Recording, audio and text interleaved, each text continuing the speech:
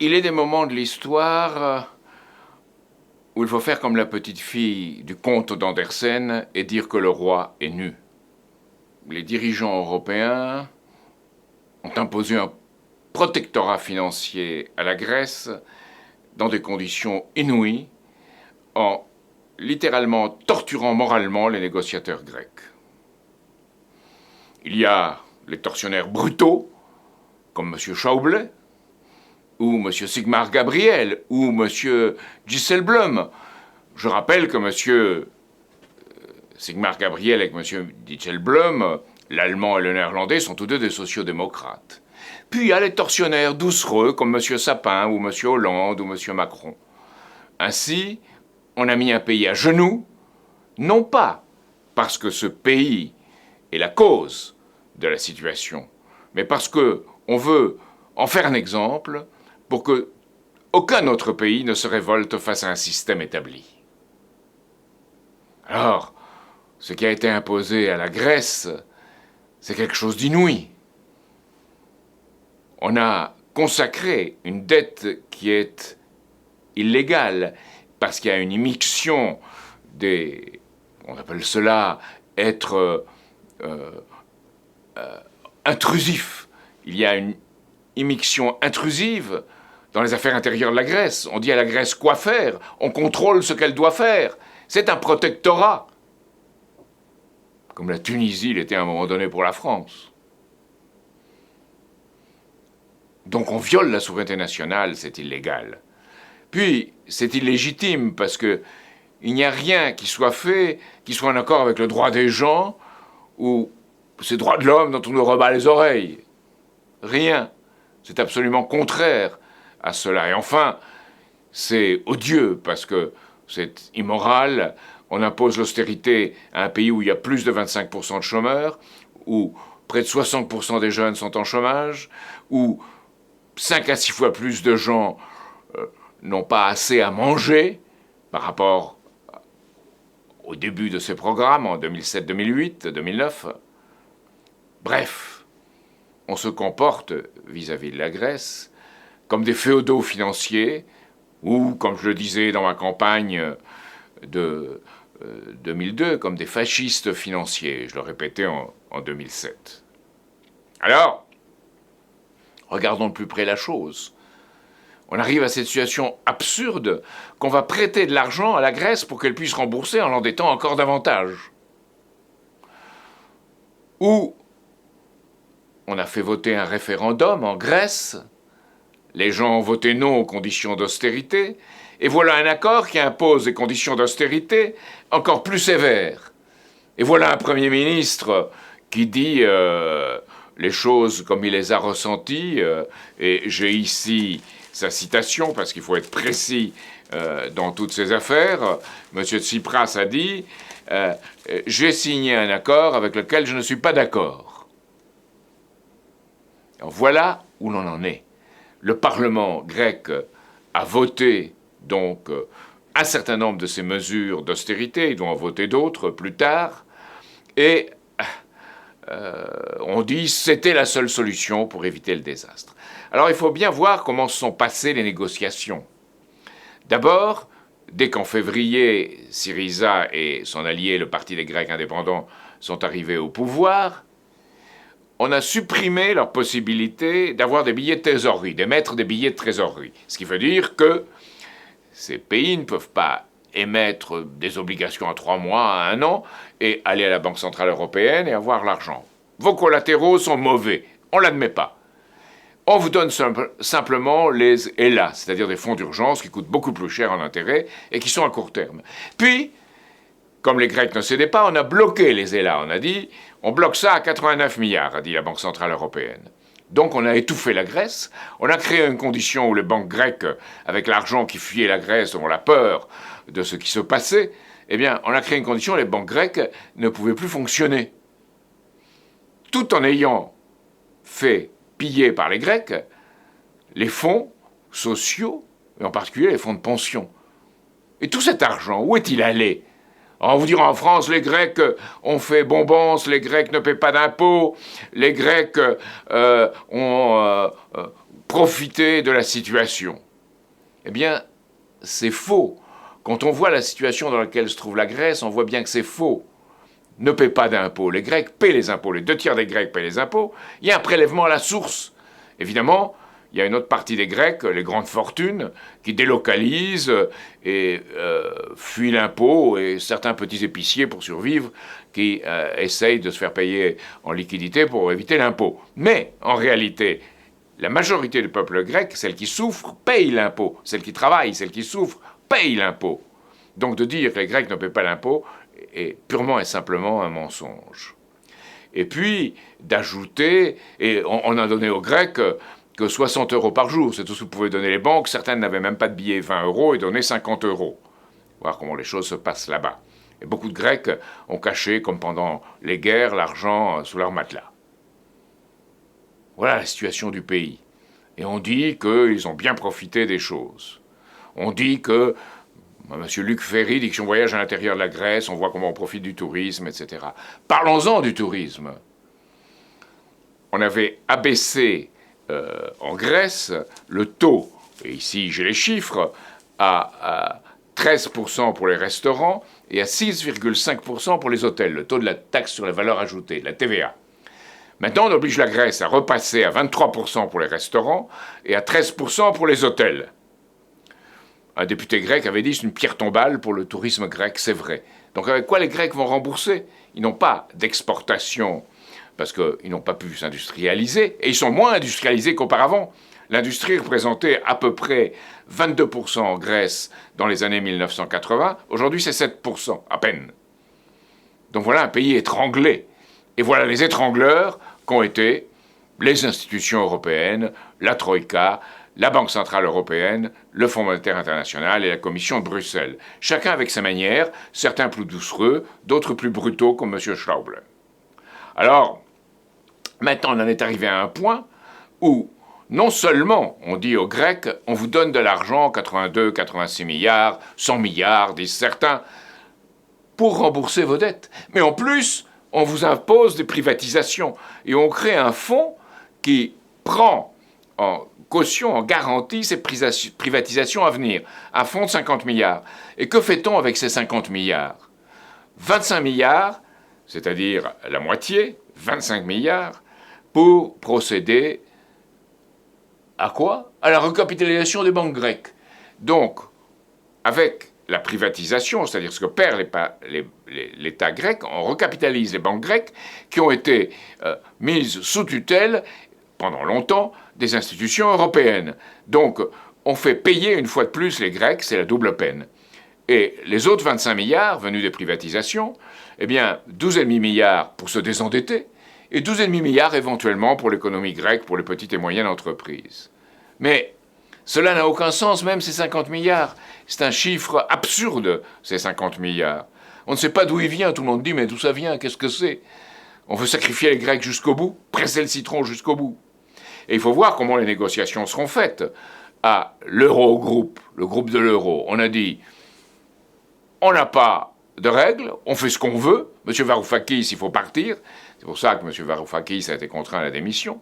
Et M. Dijsselbloem, qui est un social-démocrate, je le rappelle encore une fois, néerlandais, M. Dijsselbloem a dit, eh bien, on ne négociera rien sur la dette. Et sur la dette, finalement, dans l'accord final, on a dit que peut-être on pourrait envisager un rééchelonnement, mais certainement pas une annulation et certainement pas un moratoire, un délai de grâce. Alors, voilà où on s'en trouve, où on se trouve. Et c'est le 20 juillet qu'il y aura une échéance décisive, parce que les Grecs devront payer environ 7 milliards à la BCE une partie et leurs arriérés auprès du Fonds monétaire international, qui n'ont pas payé.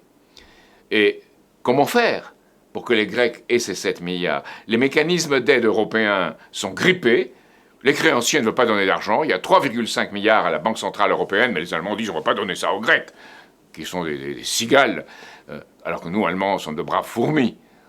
Alors que tout le système a été conçu pour les gens au pouvoir aujourd'hui en Allemagne, en particulier dans les milieux financiers. Et puis, le reste, eh bien, on peut le trouver auprès de mécanismes européens, de de stabilité, certains d'autres diront de solidarité, il n'est ni l'un ni l'autre. Alors ce mécanisme européen de stabilité, il a 500 milliards. Mais, il faut des conditions. Et c'est certainement pas avant le 20 juillet qu'on pourra remplir ces conditions. Plus, il faut que les parlements votent. Et le parlement finlandais, le parlement letton ne veulent pas voter. Le parlement allemand, on ne sait pas. Donc on est dans une situation d'extrême incertitude, même à court terme. Donc ces gens-là ont agi comme des tortionnaires financiers et en plus incompétents. Voilà la situation, voilà où on en est. Alors le parlement grec a voté, quelque part malgré lui, comme on disait en Alsace dans les années d'occupation, car la Grèce est occupée. L'Europe a envisagé un simple rééchelonnement de la dette grecque alors que le FMI conditionne son aide à un allègement. Comment expliquez-vous que le FMI soit plus généreux que l'Europe?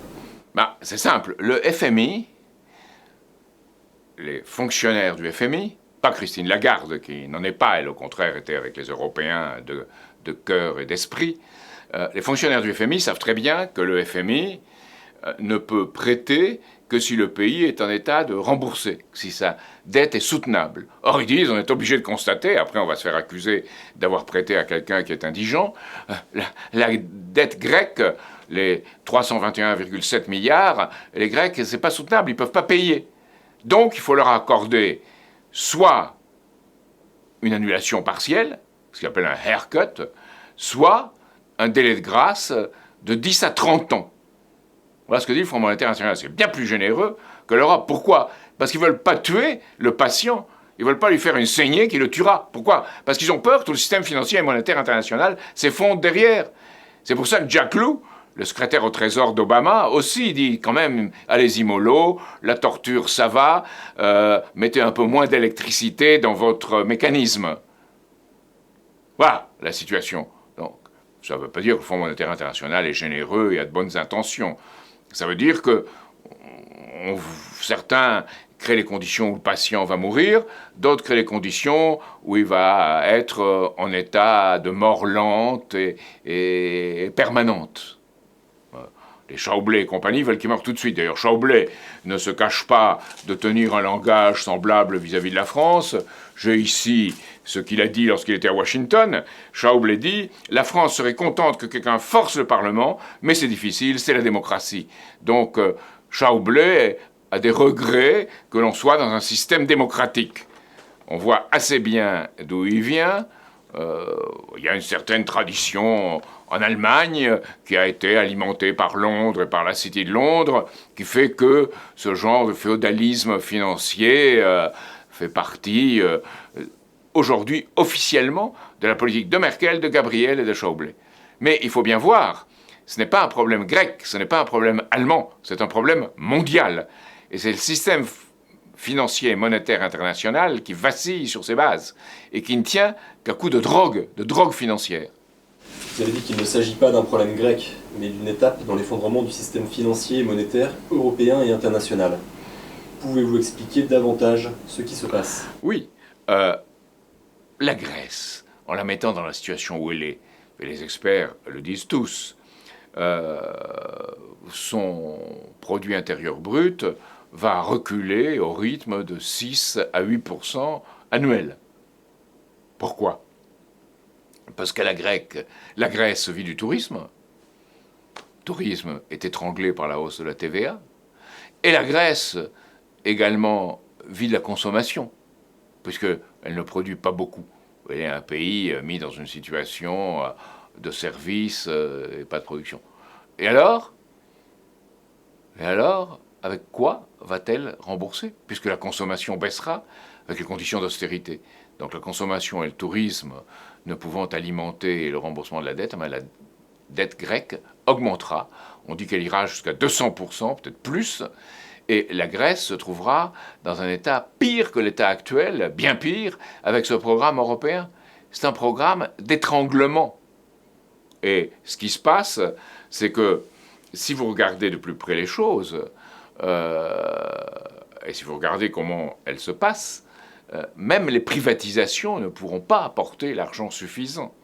Donc, où voudra-t-on chercher l'argent désormais? le Financial Times l'a dit, certains milieux l'ont dit en Angleterre, Reuters ou l'AFP, les deux agences l'ont rapporté, ça sera le bail-in. Le bail-in, qu'est-ce que ça veut dire? Ça veut dire qu'on pique de l'argent sur le compte des actionnaires, des créanciers et des déposants. Et ce qui a couru comme rumeur, c'est qu'à Chypre, on avait pris de l'argent au-dessus de 100 000 euros pour les déposants. En Grèce, ça serait au-dessus de 8 000 euros. C'est une chose qui est en train de se négocier. Donc ce bail-in, ce, disons, renflouement intérieur, après le bail-out, le renflouement par l'extérieur, dans un cas, c'est le goutte à goutte qu'on impose aux patients pour qu'ils survivent et puissent continuer à payer. Dans l'autre cas, c'est le patient lui-même qui doit se saigner pour pouvoir payer, c'est le bail-in.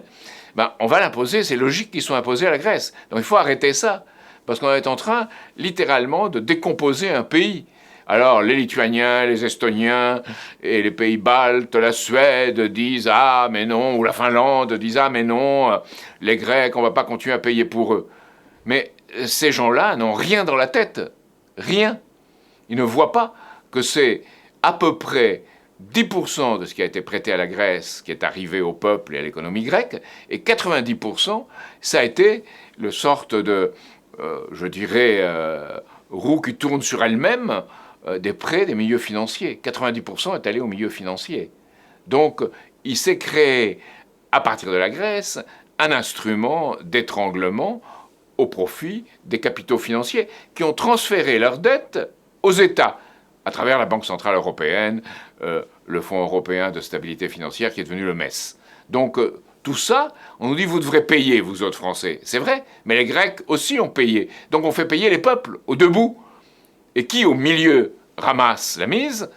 Les capitaux financiers, sans rien produire, sans rien développer, et sans créer les moyens de rembourser la dette. Eh bien, les Lettons, les Finlandais et les Allemands devraient réfléchir 2 minutes à cette question. Que doit faire la France au vu de ce qui se passe entre l'Europe et la Grèce?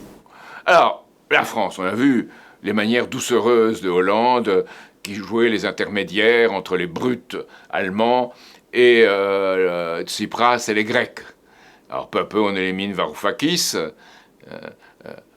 parce que Varoufakis avait un programme de résistance.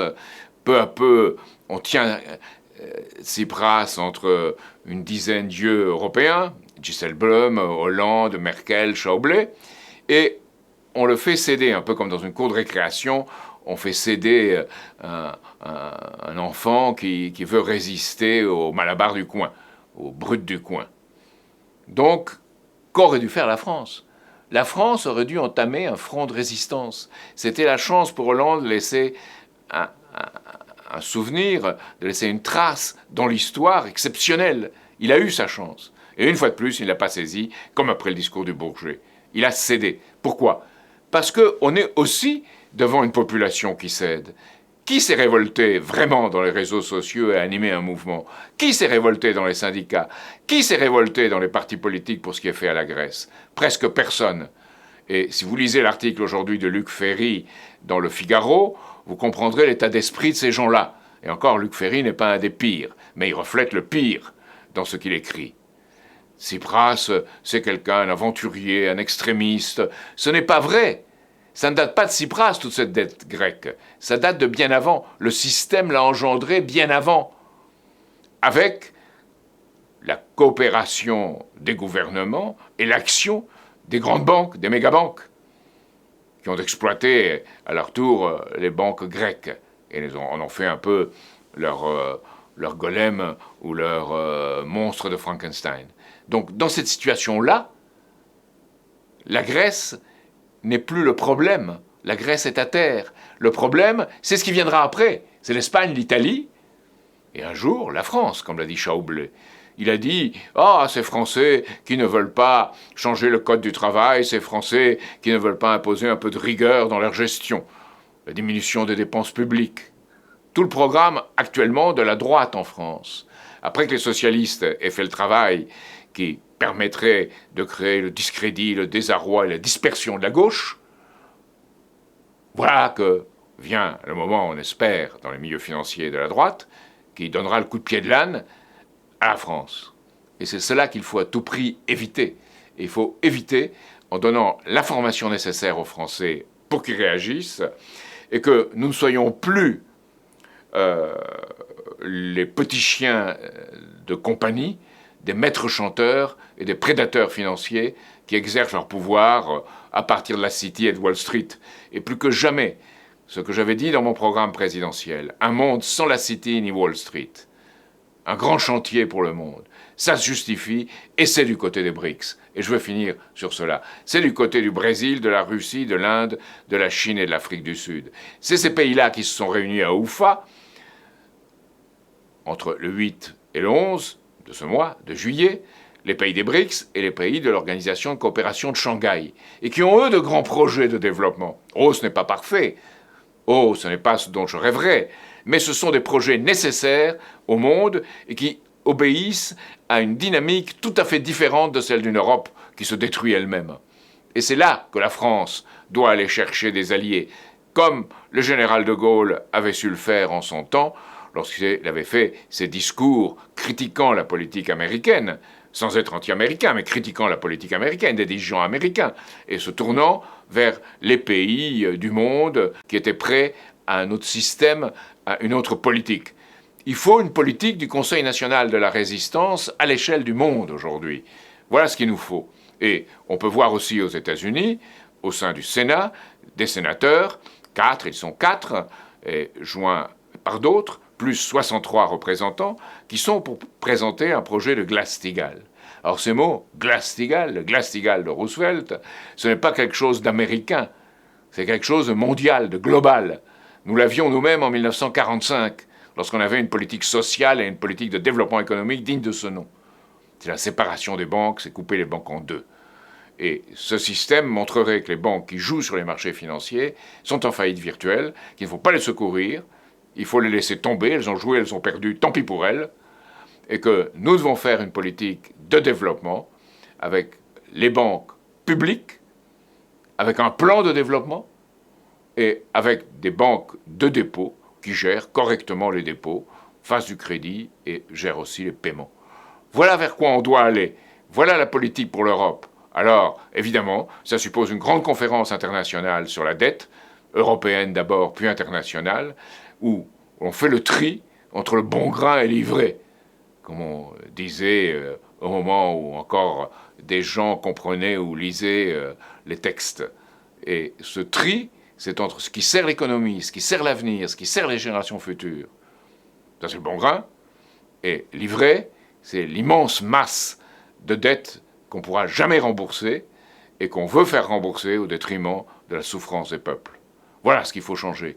Et tous les partis, tous les groupes sociaux qui se rallieront à cette politique-là, qui feront de cette prise de conscience et de cette action qui doit être internationale leur politique, cela, nous pourrons travailler avec eux, nous pourrons travailler ensemble, et cela fera ensemble le sens du futur, de l'avenir de l'humanité. C'est urgent, et c'est pourquoi je voulais aujourd'hui vous offrir, vous donner ce message, pour que vous ayez un sens de ce qui se passe. Parce que jamais, jamais on a vu, depuis Goebbels, un tel enfumage, une telle manipulation de l'opinion, qui est devenue presque naturelle du côté des grands médias, qui marchent main dans la main avec les milieux financiers, et qui presque par réflexe se livrent à une politique de soutien de tout ce qui est en place et qui leur a permis de faire carrière. Alors nous sommes arrivés au moment où les Grecs ont ouvert une brèche le 5 juillet, par le vote au référendum. Eh bien, c'est à nous, maintenant, puisqu'on a mis les Grecs à terre, de s'engager dans cette brèche et de changer de politique.